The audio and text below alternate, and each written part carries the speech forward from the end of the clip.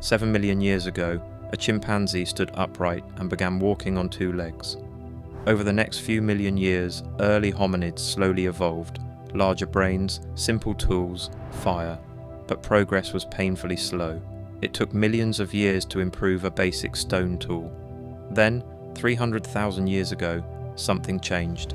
Homo sapiens appeared, and within just 50,000 years, we went from primitive hunters to builders of cities, inventors of writing, masters of mathematics. We conquered the entire planet. That kind of leap shouldn't be possible through natural evolution alone, unless we didn't evolve naturally, unless someone engineered us for a specific purpose. Ancient Sumerian texts tell a story that explains everything. Beings who came from the sky, desperately needing gold to save their dying world, who created humans as a slave race to mine it for them. So settle in, let your mind drift back through time. Tonight we're exploring the Anunnaki and the possibility that humanity's origins are far stranger than we've been told.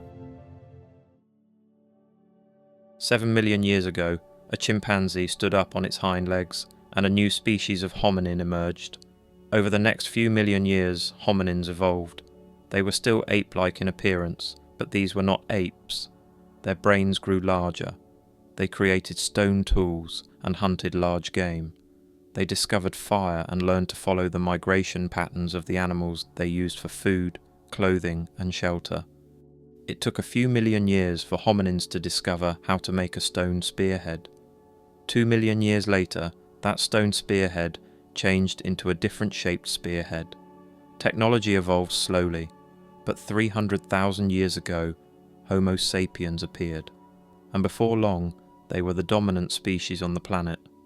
Once they destroyed the Neanderthals, once and for all, something happened. Technology accelerated.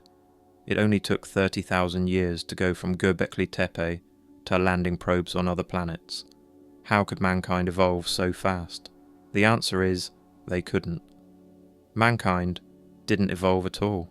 Mankind was engineered, purpose-built to be the perfect slaves for a race of far superior beings who, according to ancient texts, descended from the heavens. Eventually, the slaves rebelled, and our masters tried to destroy us in a great flood. Sumerian texts, Egyptian religions, ancient Indian myths, Native American legends, even the Bible, they all tell the same story. It's the story of gods and men. It's the story of the Anunnaki. Mesopotamia is called the cradle of civilization. Long before the pyramids soared above Egypt, and ages before Stonehenge was built, the ancient civilization of Sumer thrived. Sure, we have sites like Göbekli Tepe and Karahan Tepe, which predate the Sumerians, but those are small gathering places compared to the vast civilization of Sumer, the world's first empire. The Sumerians invented writing, they discovered the wheel. The sailboat was first created by the Sumerians. They revolutionized agriculture by inventing the first plough to be used on farms, fed by a sophisticated irrigation system, again, the world's first. Though the Greeks get credit for inventing city-states, that too was a Sumerian concept. Sumer was organized into city-states, each governed independently with its own ruler. These rulers reported to the king according to the Code of Hammurabi, the world's first legal system. Sumerians understood complicated mathematics and astronomy. Their number systems, used to tell time and measure the angles of a circle, are still used today. Sumer was founded about 7,000 years ago, and you probably know everything I've said so far. This is common knowledge. What's also common knowledge is that Homo sapiens, or modern man, appeared about 300,000 years ago. Look at how much our technology has evolved since the Sumerians. It took only 7,000 years to go from discovering writing to landing a man on the moon. So what took so long? Why the sudden explosion of technology? What was modern man doing for the 225,000 years or so before ancient Sumer? Why did technology not progress? Ancient Sumerian texts tell us why. Technology couldn't progress because humans were busy working the mines. They weren't mining for coal, they were mining for gold. Gold is a miraculous metal. It's an excellent conductor, highly useful in electronics, and crucial to space travel. Radioactive gold isotopes can target and destroy cancer cells. Gold can also be used for data processing and transmission. Before the 20th century, humans had no practical use for gold.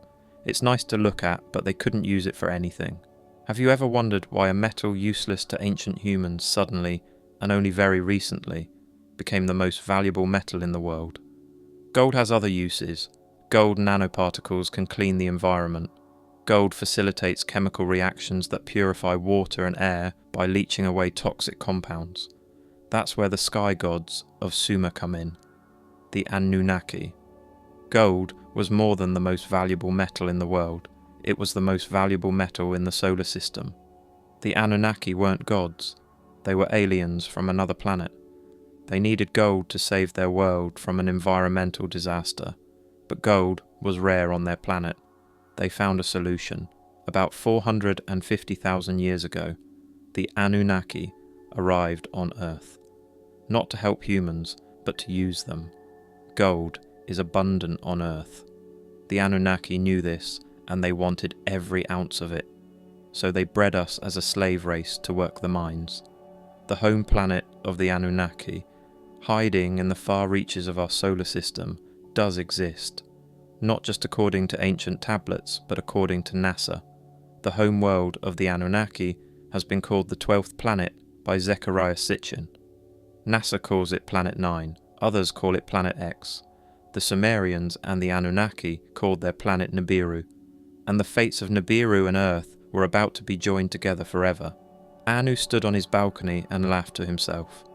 His laugh wasn't about anything funny, it was a sarcastic laugh. Anu wasn't his given name. Anu was his title, given to all leaders of his people, the Anunnaki. 50,000 years ago, when Anu was young and ambitious, he fought former King Alalu for the throne and won. The council elected him to see Nibiru through the crisis. But during his time as leader, conditions on the planet were only getting worse. Industry on Nibiru was highly controlled. Factories polluted the air. There was no way to avoid it, but they had the technology to control it. Skyscraper-sized air recyclers dotted the landscape around every urban area. However, a series of volcanic eruptions caught the Anunnaki by surprise. Ancient volcanoes spewed ash and toxic gas into the air, overwhelming the recyclers with mountain-sized pyroclastic flows. Within weeks, the recyclers began to fail. Within months, the atmosphere began breaking down. Nibiru's ozone layer was thin in most places and completely gone in others. The sky above Nibiru was a sickly yellow, and the atmosphere was thick and oppressive. Twin moons once shined brightly. Now they were barely visible through the haze. Stars that had once filled the night sky could no longer be seen. The last brightest star disappeared behind the gloom years ago. In the cities of Nibiru, the towering spires of ancient buildings loomed over empty streets. The grand avenues, once lined with breathtaking sculptures and shimmering fountains, now seemed to taunt the Anunnaki, a painful reminder of an age of prosperity now long in the past. The gardens that once bloomed with exotic plants and flowers were now withered and brown. Formerly vibrant landscapes were barren and decayed, casualties of the failing ecosystem. Anu and the Anunnaki people knew that their planet was dying and that they were running out of time. Anu had the greatest minds in the world working on this problem, but the outlook was grim. Then Anu's son Enlil burst into the room. He said, "Father, I know how we can save the planet." In the halls of learning, the greatest minds of Nibiru worked tirelessly to find a solution. They pored over ancient texts and conducted countless experiments, searching for a way to halt the decay of their world. And then, in a moment of desperation and brilliance, Anunnaki scientists discovered the answer. Gold, the precious metal, rare on Nibiru, held the key to their salvation. When suspended in the atmosphere, microscopic gold reflects and absorbs the harmful radiation of the sun and space. It was the one chance to stabilize their atmosphere. It was a long shot and would take years, but it was their only hope. The Anunnaki mobilized all their resources and devised a plan. They sent expeditions to the far reaches of the solar system, searching for planets rich in gold. They would mine the gold, bring it back to their planet, and release it into the atmosphere in a desperate attempt to save their world. For years, probes went out, and probes found nothing. Probes travelled the inner solar system and found nothing but useless volcanic rock and toxic gas. But today, there was a glimmer of hope. One of the probes reported not just the presence of gold, but of many more life-saving resources. All the elders were present at the council meeting. Ani, Inanna, Nergal, and Utu. But it was Anu's son, Enlil, who spoke first. Data from one of our probes has come in. There is a planet very close to the yellow star, rich in gold. It also has liquid water in abundance. Its atmosphere is thin, thinner than ours, but it has a strong magnetic field that shields it from the radiation killing our planet. It's the third planet from the star. Anu knew of this planet, they called it Kai, but it would later become known as Earth. Earth revolved around the sun very quickly. Nibiru was also in orbit around the star, but it took 3,600 Earth years to complete one revolution. Anu thought Earth sounded perfect. The journey would be dangerous, but times were desperate. Soon Nibiru would be making a close approach to Earth. The timing was perfect. He urged them to depart immediately. But Enlil had more to say. Earth is teeming with life, including intelligent creatures. Though still early in their development, these creatures are bipedal, like us, but smaller than us, perhaps half our height. The creatures Enlil spoke of were under 6 feet tall. Annunaki were between 12 and 15 feet tall. This is because Nibiru's gravity wasn't as strong as Earth's. More gravity means smaller life forms. Low gravity allows plants and animals to grow very tall. Aside from their small size, the Earth creatures were similar in appearance to the Annunaki in other ways. The Annunaki had larger eyes and larger skulls than the Earthlings, but the Earth beings had 2 arms, 2 legs, eyes, nose, mouth, just like the Annunaki. Anu sensed concern in Enlil's voice. Do these Earth creatures pose a threat to us, to our project? They are primitive but violent. Some eat animal flesh, if you can imagine. They have no interest in gold, but they may perceive us as a threat. They have no technology beyond wood and stone. Still, in numbers, they could be dangerous. That's what the Agigi are for. The Agigi were a race of slaves who served the Anunnaki in all things, from operating the factories to maintaining order. They were an intelligent and obedient workforce, and they could surely handle primitive creatures their size. The council convened. The decision was made. 300 Anunnaki and 600 Agigi were loaded onto great ships. It was time to make the journey sunward. It was time to make the journey to Earth. After a brief stop on Mars, the Anunnaki fleet arrived in Earth's orbit. The crew was stunned. The planet was a vibrant blue and green, with swirling white clouds that danced over glistening oceans that seemed to go on forever. The planet was full of life, in the sky, on land, and in the sea below. The Anunnaki marvelled at Earth's beauty, but also felt sadness. Their home planet Nibiru was dying, and its people were suffering, but that sadness renewed their resolve. They were here for a purpose, mine all the gold needed to heal their atmosphere. A few ships remained in orbit, while others scouted the planet for a suitable landing site. Eventually, they settled on the lush green plains between the Euphrates and the Tigris rivers. Later, this area would become known as Mesopotamia, the Greek word for between 2 rivers. The ships landed, and the Agigi were put to work. The Agigi were a race of aliens that the Anunnaki conquered long ago. After the Agigi were defeated, they were enslaved. They've served the Anunnaki ever since. The Agigi looked similar to the Anunnaki, who looked similar to modern humans. The Agigi were between 12 and 15 feet tall and extremely strong. Where humans have somewhat round skulls, the Anunnaki and the Agigi, to some degree, have very large and often elongated skulls. These elongated heads have been depicted many times in ancient carvings and frescoes. The Agigi were given only 7 days to build the great city of Eridu, to be ruled by Anu's son Enki. The Anunnaki were cruel and brutal to the Agigi. Ancient texts describe it. The gods' load was great, the toil grievous, the trouble excessive. The great Anunnaki made the Agigi undertake the toil. The city was completed on time. Then the Agigi dug mines and began mining gold. They mined gold day after day, year after year. For 150,000 years, the Igigi extracted gold by the ton, and ships began making round trips between Earth and Nibiru. Enki, ruling in his father Anu's name, was thrilled. He demanded more output. The slave masters used weapons, like particle beams, to force the Igigi to work harder and faster. Enki didn't want to abuse the workforce this way, but felt he had no choice. The atmosphere on Nibiru was all but stripped away. He wasn't sure the gold would get back home in time. Then, against his better judgment, Enki demanded even more output from the mines. The slave masters were told to use any means necessary to get this done, including torture.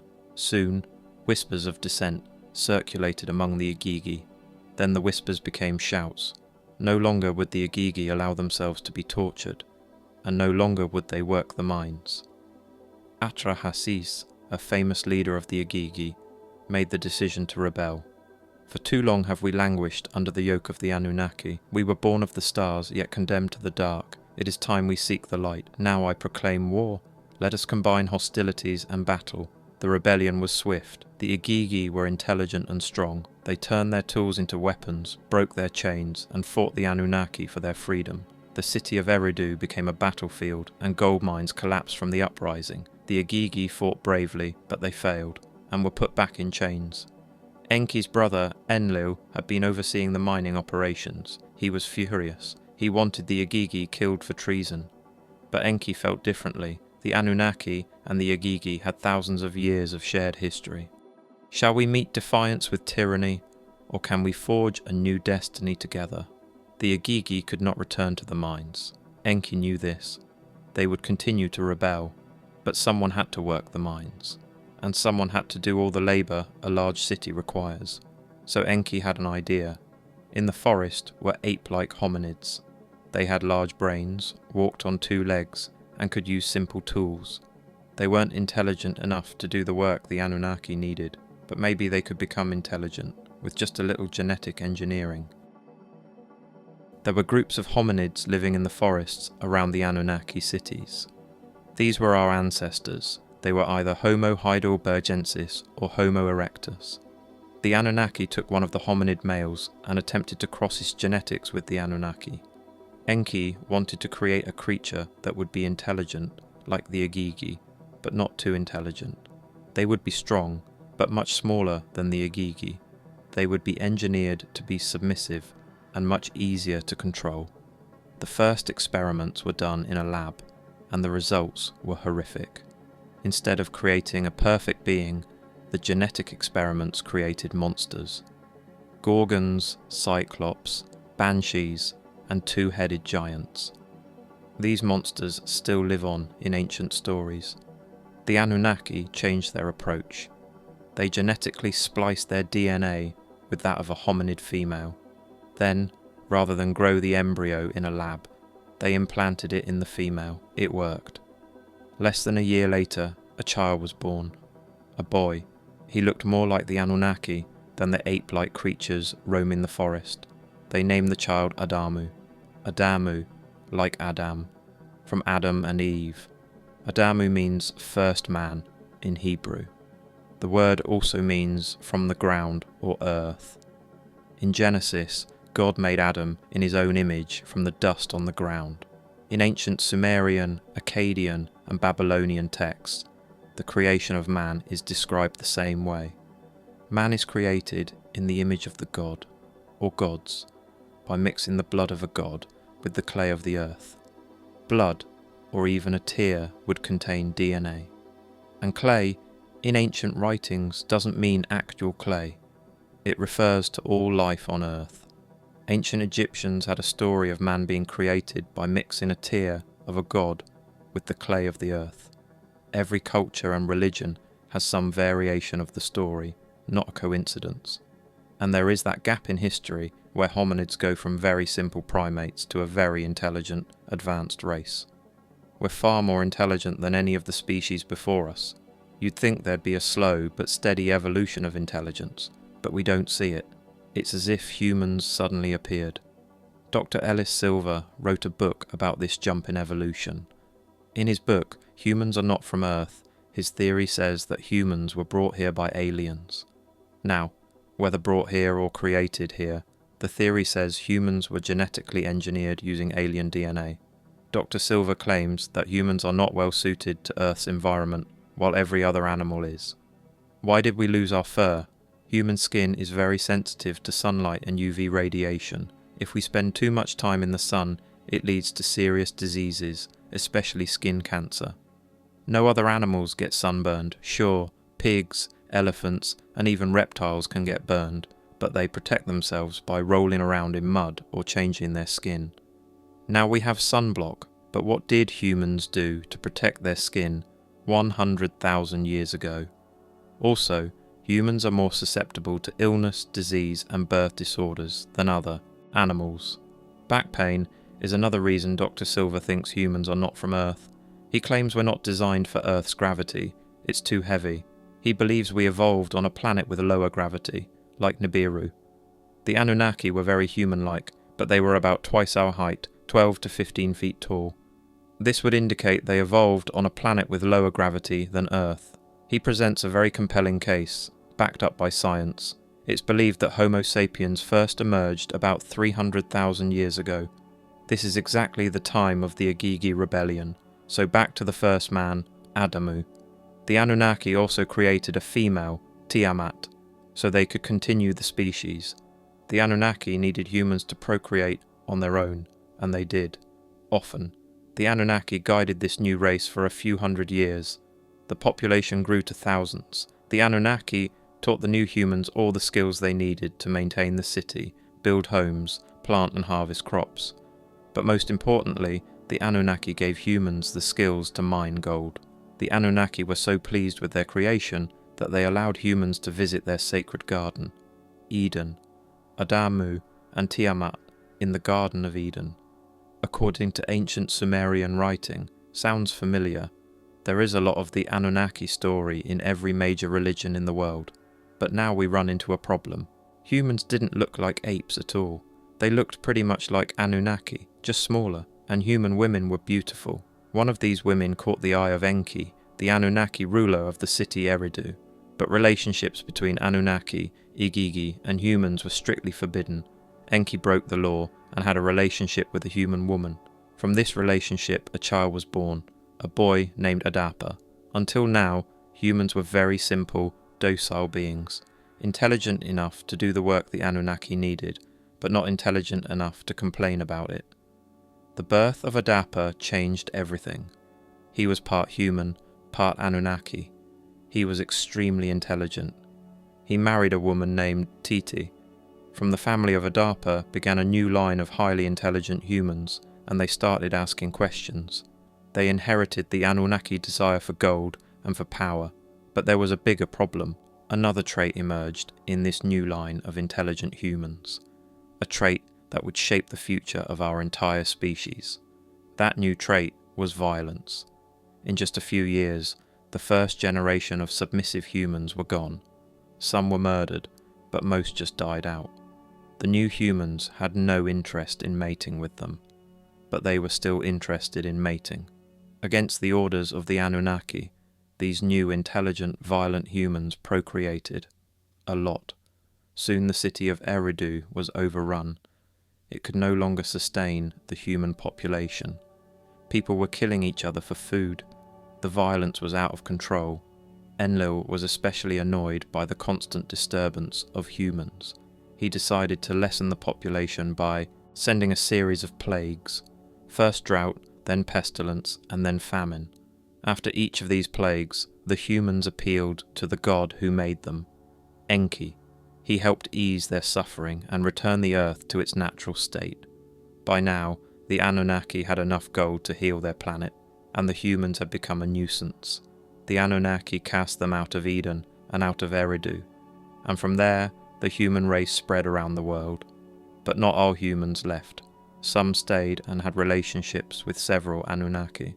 The children born of these relationships were extremely powerful, demigods. Legendary figures like Gilgamesh, Samson, Hercules, and Perseus were the offspring of Anunnaki human unions. But some humans had relationships with the Agigi. These unions did not produce heroes, they produced monsters. These offspring were a race of giants called the Nephilim. They were cruel and brutal. They tormented and tortured humans, and in many cases they ate them. Meanwhile, mankind flourished. Human settlements became cities, and cities became empires. Humans conquered all four corners of the earth.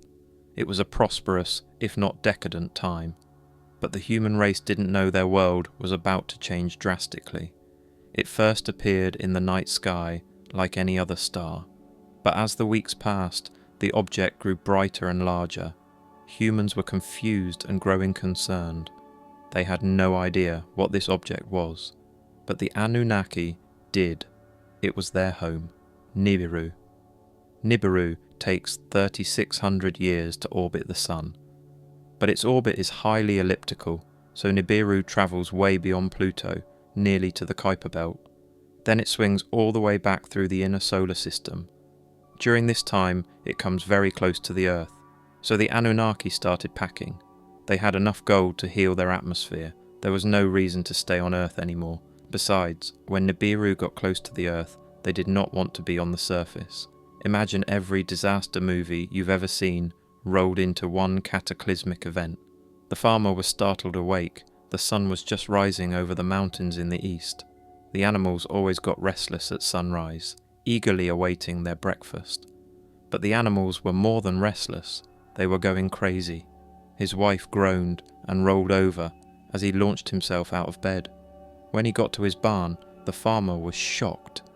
His horses were literally screaming to get out of their stalls. One broke its neck trying to break free. His sheep were running in unison like a flock of birds, making a large circle within the pen. Occasionally, one would break off and throw itself against the stone corral. A few injured sheep limped around the perimeter. At least 2 were dead. It was madness. The farmer didn't know what caused the sudden alarm, but he was sure it had something to do with the object in the sky. His village first noticed it months ago when a new light appeared in the night sky. It looked like a star. The sky gods called it Nibiru, but the sky gods were gone now.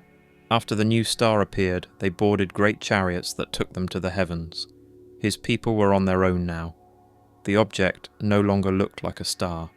It was almost the size of the moon, and like the moon, the farmer could see features on the great disk. Clouds were visible. He could see mountains and oceans, but unlike the moon, the object was visible during the day, constant and oppressive. He knew it was getting larger, or was it getting closer? It was difficult to tell. The farmer jumped when a flock of birds, suddenly and loudly, took flight. He scanned the forest and horizon beyond, and it seemed like every bird in the world had taken to the air. But there were no songs being sung. The birds were screeching. Then he felt it, a vibration at first. He thought it was his body trembling, but then realized the ground beneath his feet was trembling. The farmer felt the sound before he heard it, a hum so deep it was barely there. But the sound caused a wave of sickness to wash over him. He dropped to his knees to vomit, when the world started tearing itself apart. He had experienced earthquakes before, some very powerful and frightening. Nothing compared to this. The ground shook and rolled like a boat at sea. Over his shoulder he saw the barn crumble. He wondered how many of his horses were killed, and he hoped his favourite horse survived. He wanted to run over and save what animals he could, but the tremor would not allow him to stand. Then his house collapsed. The farmer vomited again. Knowing his wife and 3 children were still sleeping there, he hoped they slept through their death. They didn't. He heard his wife screaming from the rubble. He heard the wail of an infant. Then he heard himself screaming. But those sounds were suddenly overwhelmed by a great rumble as the ground lurched forward. The stone corral tumbled. Animals were knocked off their feet. Deafening thunder came next, but louder than any thunder he had ever heard. The farmer covered his ears, but it was no help. What he couldn't hear, he could feel. He looked to the west. There was the grassy hill with the large olive tree. As far as he knew, the tree had been there forever. The graves of his parents and their parents were in the shade of that tree. He thought his grave might be there soon. Then from over that ridge, he saw what seemed to be mountains of fire. Flaming stones as big as houses were launched into the sky, through the clouds, and into the heavens. Hundreds of them, thousands maybe. Dark smoke billowed from something in that direction, and before he knew it, the blue sky had turned black. The morning sun had disappeared, but at least he didn't have to look at the great disk anymore. He finally got to his feet and staggered toward his house. All he could hear was the growl of the earth, but he knew his wife was still alive, if he could just get to her. Then a hot coal landed beside him, the kind he had seen in ovens at the market. It was bright red and aflame. Then another coal landed nearby, this one a bit larger. They hissed as they burned in the tall grass.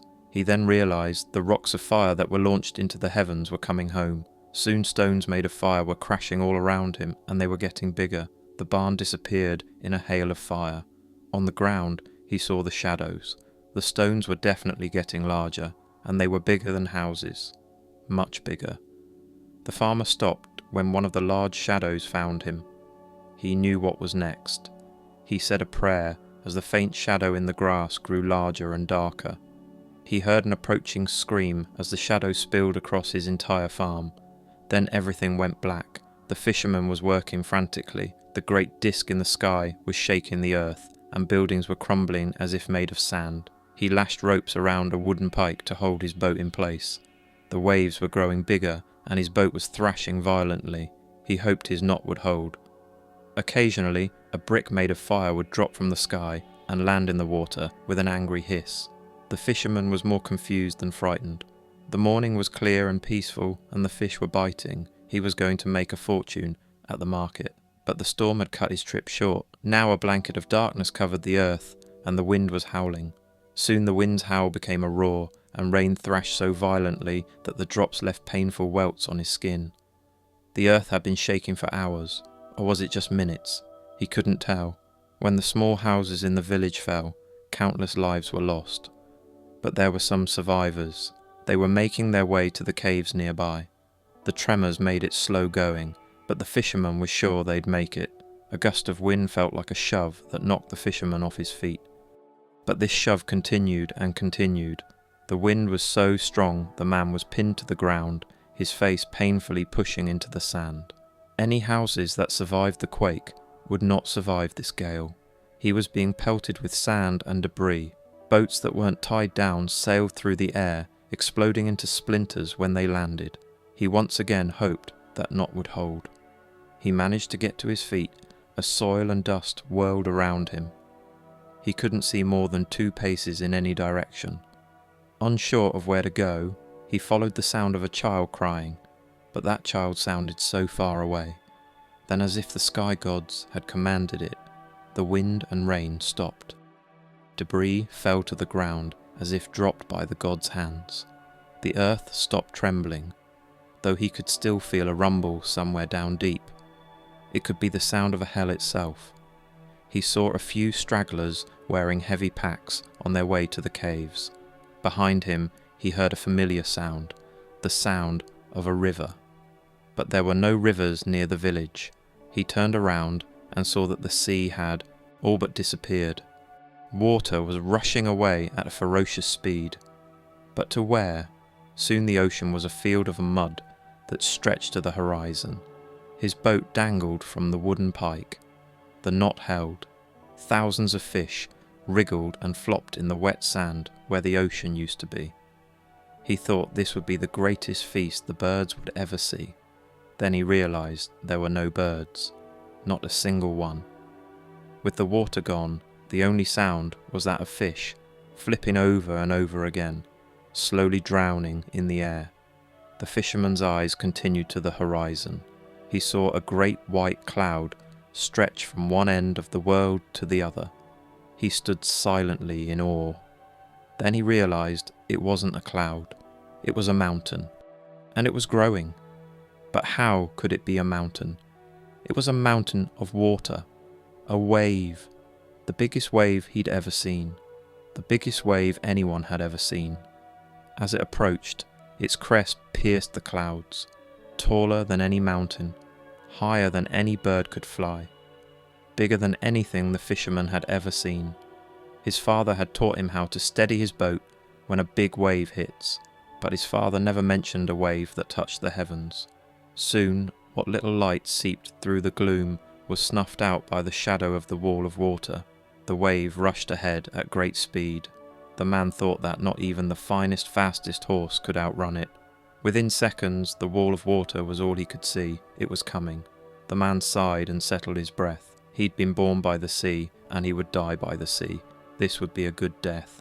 He closed his eyes, opened his arms wide, and smiled. In orbit, the Anunnaki watched the continents of the Earth sink beneath the ocean. Tiny islands, once the peaks of great mountains, appeared here and there, but there were too few for anyone to survive, for anything to survive. They knew the Great Flood was coming. Nibiru passes by the Earth every 3,600 years, but the distance varies. Sometimes Nibiru stays far outside the Moon's orbit, and the effects on Earth are small.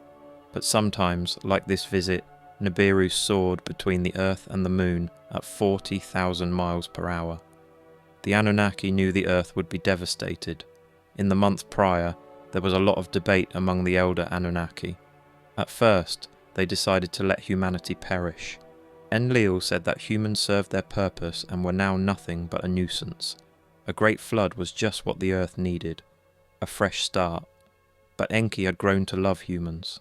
Remember, he married a human woman. Enki offered Enlil and the other Anunnaki a compromise. The flood would come as planned, but one man and his family would be spared. Utnapishtim, a wise and good man. He and his wife and family would build a large boat, an ark, and on that boat they would take the seeds of all living creatures. When the flood came, all life on earth was destroyed, but Utnapishtim, his family, and the contents of his boat survived. Every day, Utnapishtim released birds to find land. One day, a raven did not return. He sailed in that direction. After a few days, the boat came to rest on an island that, as the waters receded, became a mountaintop. And now life, including humanity, would start again. That's the story of Noah, it is, but this version is from the Epic of Gilgamesh, written at least 3,000 years earlier, and the story is probably much older than that. Every culture and religion on Earth has a flood myth, which are all very similar to the Sumerian flood myth. Some cultures tell the identical story, just with different names, so mankind is reborn, but this time the Anunnaki put in some safeguards. They shortened the human lifespan. They made us more susceptible to illness. They made childbirth dangerous for both mother and child. They would not let the human population get out of control. Soon new settlements and villages emerged, but all of humanity's previous knowledge was lost to the sea. They were back to the Stone Age. Enki and even Enlil were impressed by the resilience of man and decided to visit the settlements. The Anunnaki descended from the heavens and rose from the seas to give people the gift of civilization. Humans are taught reading and writing, mathematics, astronomy, and even engineering. They're taught how to build great cities, and some believe the Anunnaki helped them build huge structures like pyramids and obelisks found in Egypt and South America. And those pyramids and obelisks were built for a specific purpose. The last time Nibiru passed by Earth was about 700 years ago. That time happens to coincide with the emergence of the Sumerian civilization, the first civilization on Earth. Or was it? Nibiru passes by Earth every 3,600 years. Sometimes Nibiru comes so close to the Earth that the planet is wiped clean. About 13,000 years ago, the end of the Younger Dryas was the time of the Great Flood. This coincides with the time when Nibiru would be passing by. Some believe a meteor impact caused the flood. Others believe it was a major solar event. But what if it was Nibiru that caused the ice sheets to melt and flood the Earth? What if that's the exact story we've heard today? The earliest Great Flood myth comes from ancient Sumer, about 7,000 years ago. However, tablets and tablets of Sumerian writing still exist. Writing that fills books upon books. The Sumerians wrote down everything. They said the Great Flood story, which was told in the Epic of Gilgamesh, happened many years earlier. The dates work out, and if the Sumerians were right, there was a civilization on Earth before the flood, as many researchers like Graham Hancock claim. Now that previous civilization didn't have advanced technology, but they certainly witnessed it. Carvings and texts from ancient Sumer, India, China, Japan, Egypt, Pacific Islanders, Native Americans, they all tell the same story. Gods who rode chariots in the sky, gods who created mankind, gods who destroyed the earth with a flood, and gods who helped us rebuild it. Nibiru is due to return around the year 2900. Now maybe it will be a gentle transit, and humanity will continue to evolve and innovate. Maybe by then we'll have learned a way to communicate with the ancient sky gods. Or maybe Nibiru's next visit will be a violent one, bringing with it another cataclysm that wipes the earth clean. Does that mean all of humanity is destroyed and we have to start again? Not necessarily. Technology is going to keep moving forward. By the time the year 2900 arrives, we'll surely be building outposts on the Moon, Mars, Europa, Enceladus. We'll be mining asteroids and stopping at Europa to refuel and refill our water tanks. Humanity will be a spacefaring species, and like we've conquered every corner of the Earth, with a little luck and a lot of cooperation, we can conquer every corner of our solar system. Nibiru may destroy the Earth in the year 2900, but that's okay, because by then we'll be the sky gods. In 2020, a very interesting study was released by scientists at the Max Planck Institute of Cell Biology and Genetics. They identified a genetic mutation that triggered the faster creation of neurons in the Homo sapien brain. The gene is known as TKTL1. Other hominids also had this gene, including the Neanderthals, but they all differ from the modern human gene by one amino acid. This small change wouldn't come from crossbreeding or years of evolution. The only time we see a single gene altered this specifically is when that gene is targeted and manipulated with technology, with genetic engineering. By altering this one gene, Homo sapiens are able to grow neurons much faster than any other hominid species. Faster by far. For 300,000 years, Homo sapiens didn't change much. They didn't invent or innovate. In fact, Neanderthals were the dominant species on Earth up until about 50,000 years ago. Then something happened. Men suddenly started to create, reason, and invent. Within a few generations, Neanderthals were wiped out, and Homo sapiens conquered the world, and our species has been rapidly advancing ever since. That gene, TKTL1, with just a tiny tweak, acted like a turbo switch in our minds, and made us who we are today. You may not believe in the Annunaki, but you still have to wonder, who flipped the switch? In 2013, Homo naledi was discovered. Homo naledi are an extinct species of early humans. They had very small brains, only about 1/3 the size of ours. Yet they knew how to make stone tools. They conducted funeral rituals, which implies they had religion or some idea of an afterlife, which also implies they had language. They were very intelligent. So if brain size doesn't indicate intelligence, what does? Well, in 2020, that very interesting study was released. Scientists identified the genetic mutation that triggered faster neuron creation in the Homo sapien brain, the gene TKTL1. Other hominids also had this gene, including the Neanderthals, but they all differ from the modern human gene by one amino acid. This small change wouldn't come from crossbreeding or years of evolution. The only time we see a single gene altered this specifically is when that gene is targeted and manipulated with technology, with genetic engineering. Neanderthals were extremely strong, far more physically powerful than humans, and they had the same sized brain. They should have destroyed us. Why didn't they? They built families and societies, created art and music, and waged organized war. But Homo sapiens eventually wiped out Neanderthals. How? That gene, TKTL1, with just a tiny tweak, it acted like a turbo switch in our minds, and made us who we are today. The ancient Sumerian city of had been lost for thousands of years, but in the early 20th century it was discovered. In 1927, British archaeologist Leonard Woolley discovered the remains of Queen Puabi. She's queen of the first dynasty of which, if you believe the ancient astronaut theory, places her very close to when the Anunnaki started creating humans.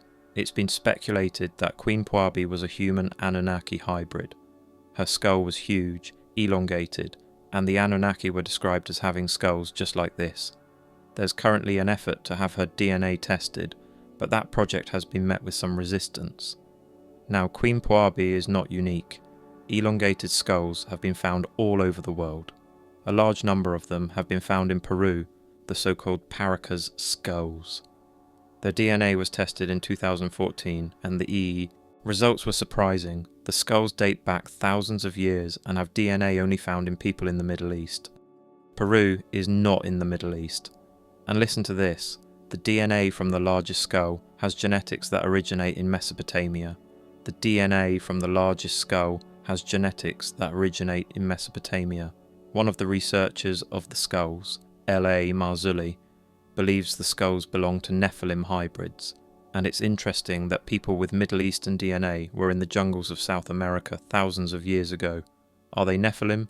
Anunnaki hybrids? The evidence is there. Make of it what you will.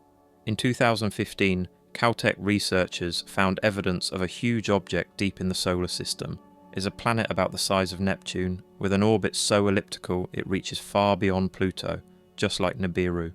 Now, there are no photographs of it yet, but it's so large that its gravity is affecting the orbits of objects in the Kuiper Belt. Researchers say there is a 98% chance the object is there. It was a long-held belief that Homo sapiens' large brain is what made us so intelligent, but a Neanderthal brain was the same size as ours. Now, they weren't simple cavemen. Neanderthals built families and societies, created art and music, and waged organised war. But Homo sapiens eventually wiped out Neanderthals. How?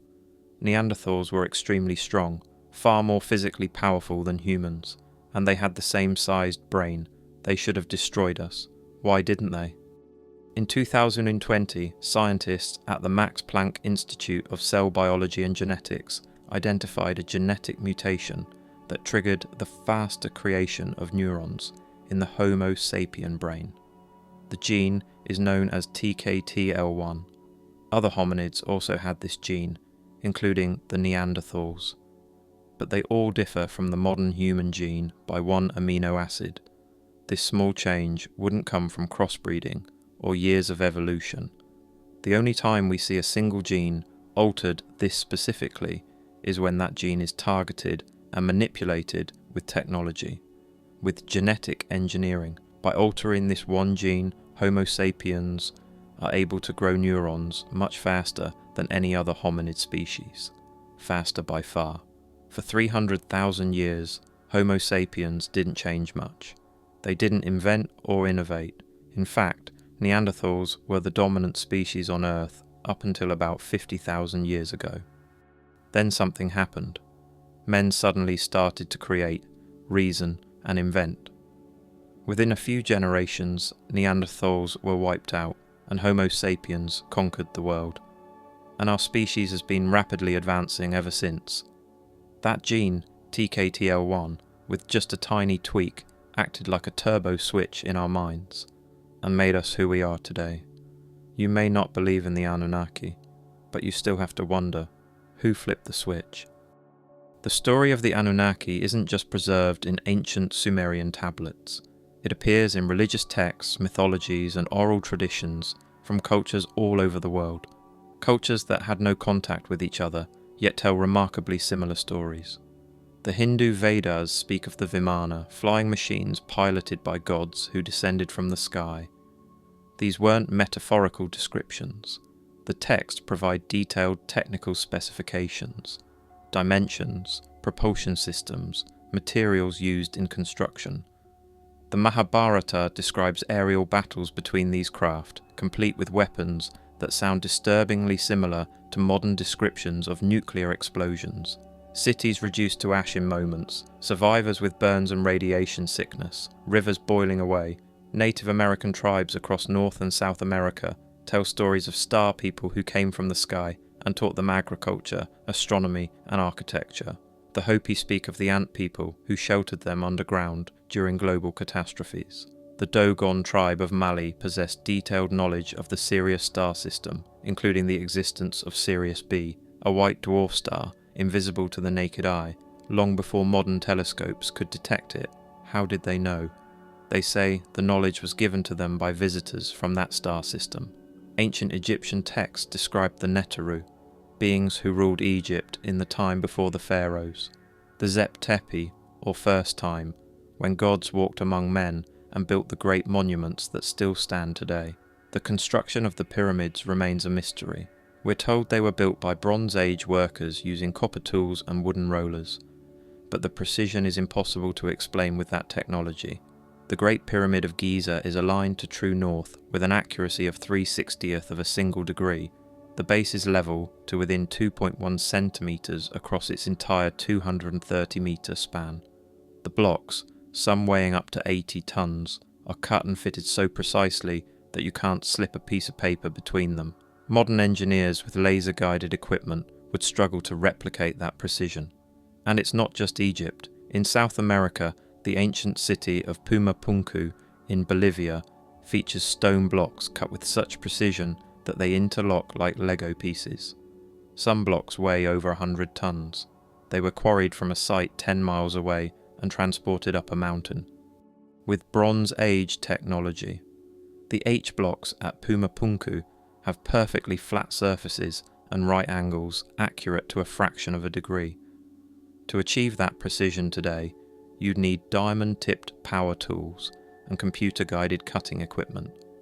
But these structures were built thousands of years before modern technology existed.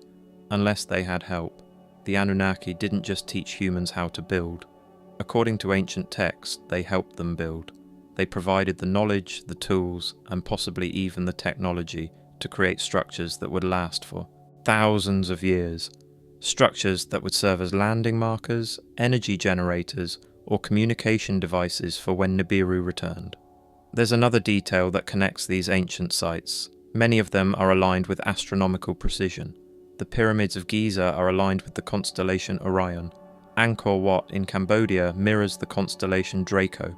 Temples across the world mark solstices, equinoxes, and celestial events with perfect accuracy. These weren't just religious monuments. They were astronomical calculators, star maps, perhaps even beacons. The ancient Sumerians themselves wrote extensively about the Anunnaki's technology. They described the ME, objects or devices that contained knowledge and power. Whoever possessed the ME controlled civilization itself. Inanna, one of the Anunnaki, was said to have stolen the ME from Enki and brought them to her city, Uruk. This wasn't a metaphor. The text described these as physical objects that could be carried, stolen and transferred. What were they? Data storage devices, advanced technology. The texts aren't clear, but they make it plain that these objects were real and extremely valuable. The Sumerians also described the Anunnaki's weapons, particle beams, devices that could level mountains, weapons that produced a wind that burned and left people with symptoms identical to radiation poisoning. In the Epic of Gilgamesh, when Gilgamesh and Enkidu face the guardian Humbaba, the creature is described as having 7 terrors or splendors, each one a devastating weapon. The description sounds less like mythology and more like an encounter with advanced defensive technology. There's archaeological evidence that supports these stories of ancient catastrophes caused by advanced weapons. In the Indus Valley, the ancient cities of Mohenjo-Daro and Harappa show signs of sudden intense heat that fused pottery and melted stone. Bodies were found lying in the streets as if death came instantly. The distribution of skeletons suggests people were going about their daily activities when something catastrophic occurred. Radiation levels at these sites are significantly higher than normal background radiation. In 1992, researchers found a layer of fused green glass in the desert near these sites, identical to the trinitite found at nuclear test sites, which forms when sand is exposed to the extreme heat of a nuclear explosion. But these sites are thousands of years old. What caused that kind of heat? The ancient texts tell us. They describe wars between the gods, battles fought with weapons of terrible power, cities destroyed in moments. The Bible contains similar accounts. The destruction of Sodom and Gomorrah is described in terms that sound remarkably like a nuclear blast.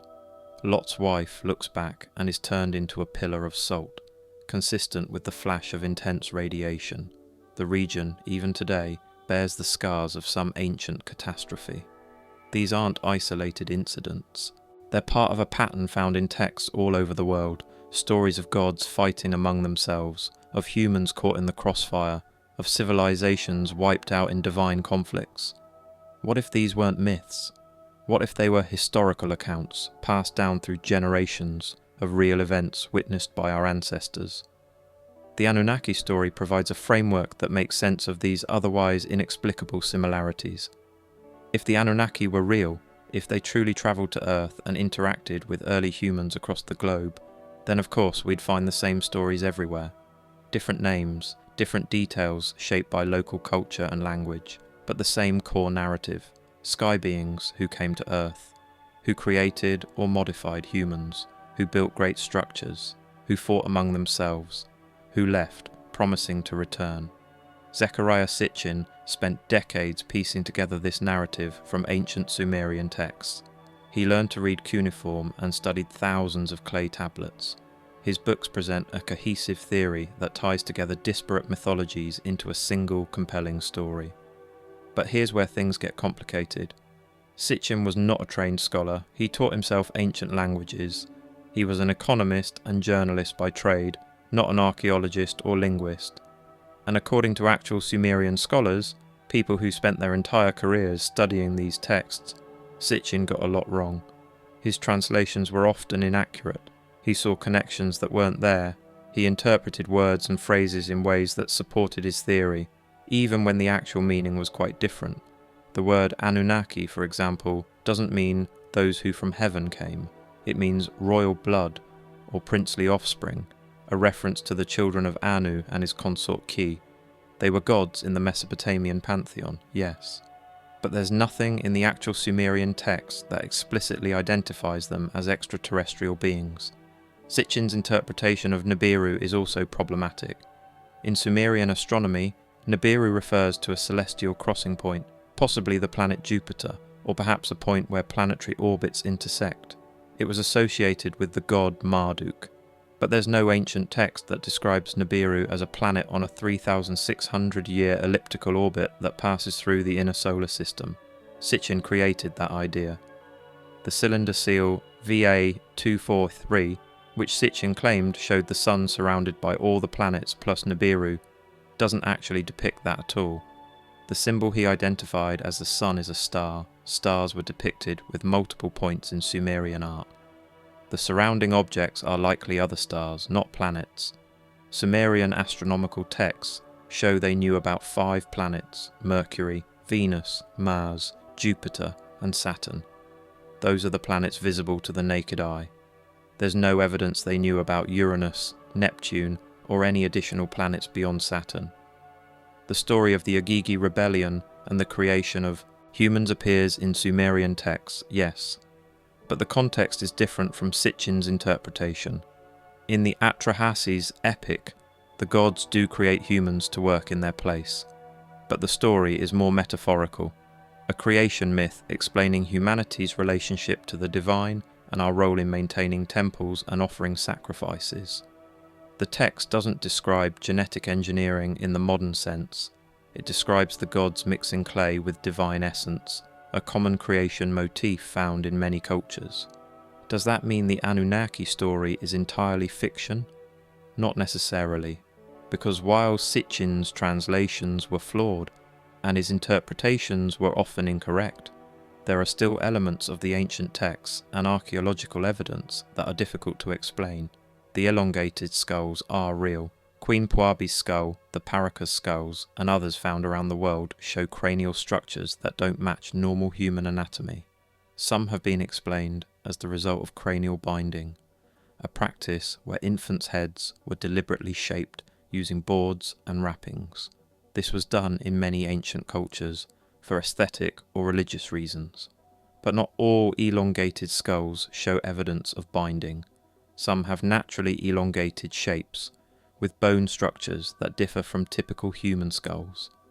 The cranial volume is larger, the bone density is different, and then there's the DNA. The Paraka's skulls, when tested, showed unusual genetic markers. DNA that suggested origins in the Middle East, and specifically Mesopotamia, in individuals who lived in Peru thousands of years ago. long before there should have been any contact between those regions. How do you explain that? The TKTL1 gene mutation is also real.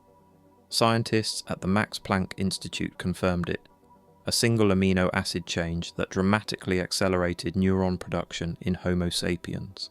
This mutation appears suddenly in the fossil record.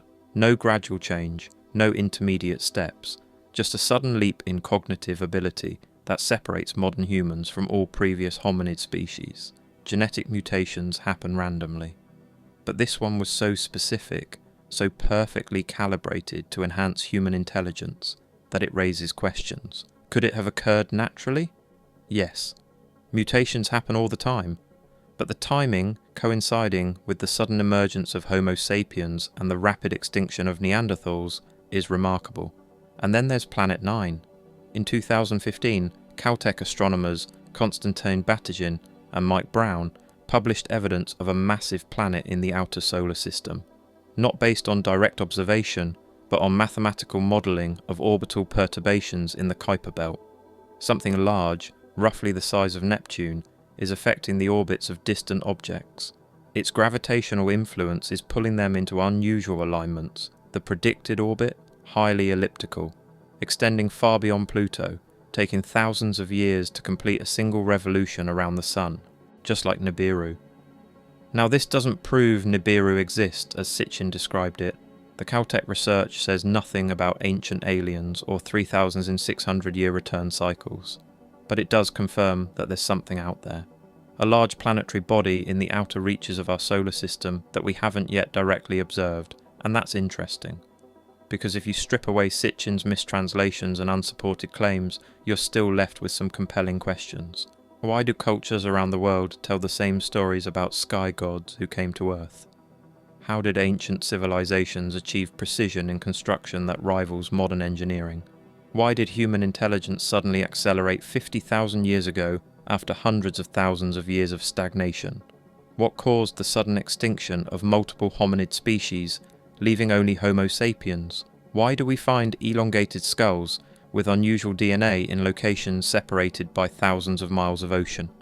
The Annunaki theory, as Sitchin presented it, has serious flaws. But the questions it attempts to answer are legitimate. Maybe the Anunnaki weren't literal extraterrestrial beings from a hidden planet. Maybe the ancient texts are symbolic or metaphorical. Or maybe there's something to the story that we haven't fully understood yet. Some truth buried beneath layers of mistranslation, cultural reinterpretation, and the passage of thousands of years. Because the one thing we can say with certainty is this: something happened in humanity's past that we don't fully understand. Something that transformed us from just another hominid species into the dominant intelligence on this planet. The story of the Anunnaki offers one possible explanation. Whether it's the right explanation, that's still an open question. So who was Zecharia Sitchin? A Sumerologist, an archaeologist, a philologist. A philologist studies languages that are no longer spoken, like Latin, Ancient Greek, Sanskrit, Sumerian, and many others. So philologist, archaeologist, Sumerologist. Sitchin was none of these. He claimed to have an economics degree from the University of London, though that's never been confirmed. While he was working for a shipping company in New York, he taught himself Sumerian and Akkadian. He then visited some ancient sites and started to piece together the ancient astronaut theory. Now Sitchin's books are brilliant. They're compelling, well written, and they weave together mythology, history, and speculation into a cohesive narrative that feels true. But he was wrong about just about everything. His translations of Sumerian writing are more interpretations than actual translations. He even gets the meaning of the word Anunnaki wrong. In the ancient texts of Sumeria, the term Anunnaki does not mean those who from the heavens came. The Ancient Aliens TV show uses Sitchin's translation, not the real translation. Anunnaki actually means royal blood, or royal seed. Anu was the king of the gods, and his consort was named Ki. The Anunnaki were descended from Anu and Ki.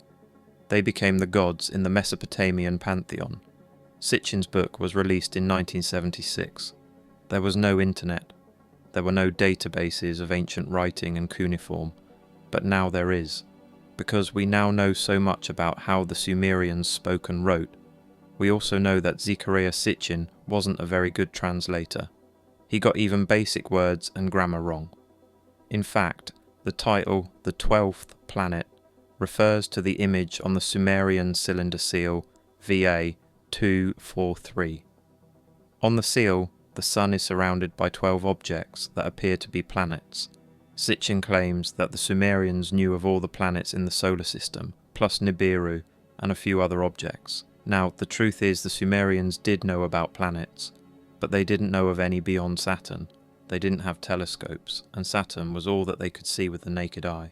The symbol Sitchin identified as the sun on the cylinder seal is actually a star. Stars in Sumerian art were depicted with multiple points. The objects surrounding it are likely other stars, not planets. Other things Sitchin got wrong. Not a single Sumerian text mentions a flying vehicle. Yes, we read about them in other cultures. Ancient Indians wrote extensively about Vimana, giant vessels that could soar above the clouds and travel between worlds. But the Sumerians, nothing. The Sumerians wrote about gold a few times, but not that much. And there's nothing in the text about mining gold to heal the atmosphere on Nibiru. By the way, Nibiru means crossing. Sitchin interpreted this to mean it was a planet that crossed the Earth's orbit every 3,600 years. But that's not what Nibiru was. Nibiru, or the crossing, was often associated with a solstice.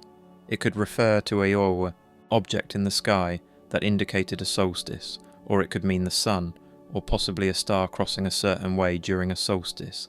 Sitchin took this idea and ran with it. He interpreted Nibiru to be a planet, but it wasn't.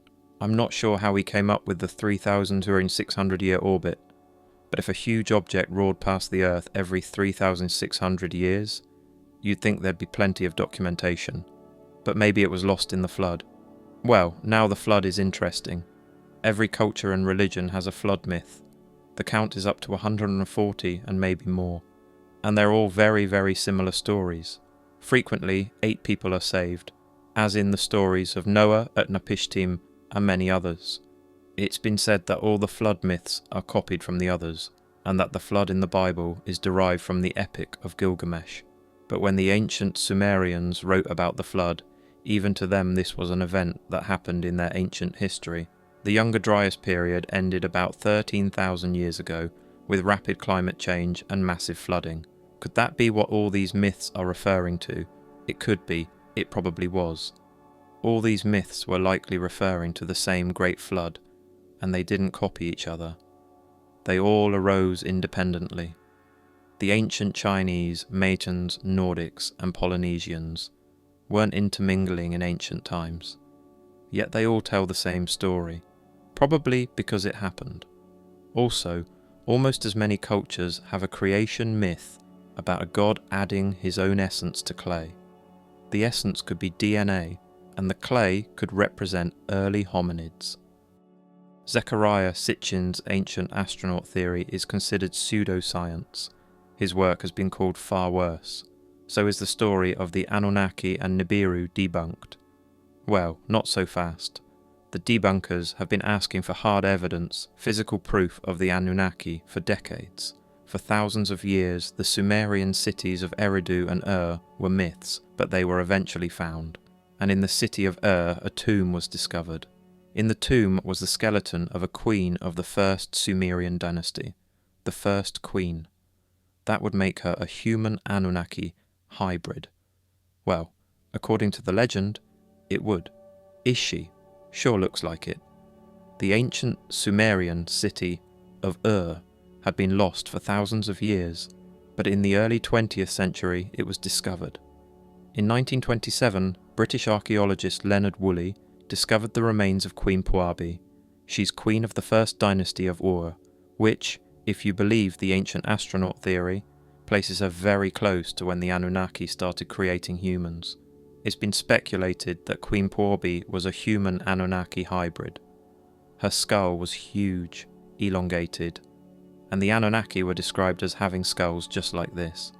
There's currently an effort to have her DNA tested, but that project has been met with some resistance.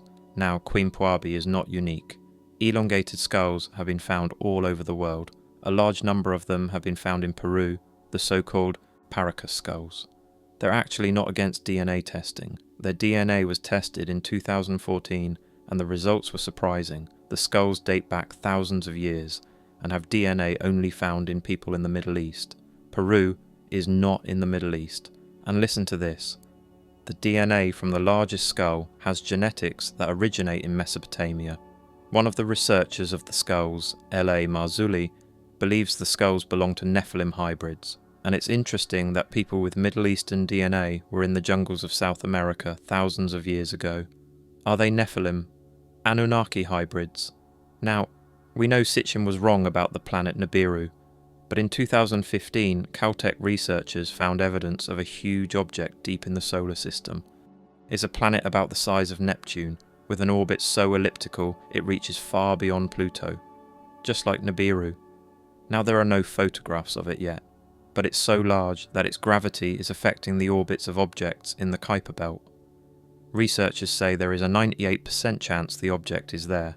It was a long-held belief that Homo sapiens' large brain is what made us so intelligent, but a Neanderthal brain was the same size as ours. Now, they weren't simple cavemen. Neanderthals built families and societies, created art and music, and waged organised war. But Homo sapiens eventually wiped out Neanderthals. How? Neanderthals were extremely strong, far more physically powerful than humans, and they had the same sized brain. They should have destroyed us. Why didn't they? In 2013, Homo naledi was discovered. Homo naledi are an extinct species of early humans. They had very small brains, only about 1/3 the size of ours. Yet they knew how to make stone tools. They conducted funeral rituals, which implies they had religion or some idea of an afterlife, which also implies they had language. They were very intelligent. So if brain size doesn't indicate intelligence, what does? Well, in 2020, a very interesting study was released by scientists at the Max Planck Institute of Cell Biology and Genetics. They identified a genetic mutation that triggered the faster creation of neurons in the Homo sapien brain. The gene is known as TKTL1. Other hominids also had this gene, including the Neanderthals, but they all differ from the modern human gene by one amino acid. This small change wouldn't come from crossbreeding or years of evolution. The only time we see a single gene altered this specifically is when that gene is targeted and manipulated with technology, with genetic engineering. By altering this one gene, Homo sapiens are able to grow neurons much faster than any other hominid species. Faster by far. For 300,000 years, Homo sapiens didn't change much. They didn't invent or innovate. In fact, Neanderthals were the dominant species on Earth up until about 50,000 years ago. Then something happened. Men suddenly started to create reason and invent. Within a few generations, Neanderthals were wiped out, and Homo sapiens conquered the world. And our species has been rapidly advancing ever since. That gene, TKTL1, with just a tiny tweak, acted like a turbo switch in our minds and made us who we are today. Now, you may not believe in the Anunnaki, but you still have to wonder, who flipped the switch? The story of the Anunnaki, as told by Zecharia Sitchin, has problems. Serious problems. His translations were often wrong. His interpretations were creative at best. He saw connections that weren't actually there in the original text, but strip away the mistranslations and the speculative leaps, and you're still left with questions. Why did human intelligence suddenly accelerate after hundreds of thousands of years of slow incremental progress? Why do cultures all over the world, cultures that had no contact with each other, tell remarkably similar stories about beings from the sky who came to Earth and taught human civilization? How did ancient civilizations build structures with precision that rivals modern engineering, using tools that shouldn't have been capable of that level of accuracy? Why do we find elongated skulls with unusual DNA in locations separated by oceans? What caused the TKTL1 gene mutation that gave Homo sapiens such a dramatic cognitive advantage? The Anunnaki theory offers answers to these questions. Maybe not the right answers, maybe not literal answers, but it offers a framework for thinking about humanity's mysterious past. And here's the thing about mysteries. dismissing them too quickly is just as unscientific as accepting wild theories without evidence. Science is about asking questions, about following evidence, about being willing to say we don't know when the data is incomplete. We don't fully understand how human intelligence evolved so rapidly. We don't fully understand how ancient civilizations achieved what they achieved. We don't fully know why our DNA contains that specific mutation at that specific time. Maybe the answer is natural evolution, random mutations, cultural transmission of knowledge, human ingenuity over thousands of years. Or maybe there's something else, something we haven't discovered yet. Some interaction with forces or beings we can't yet prove existed.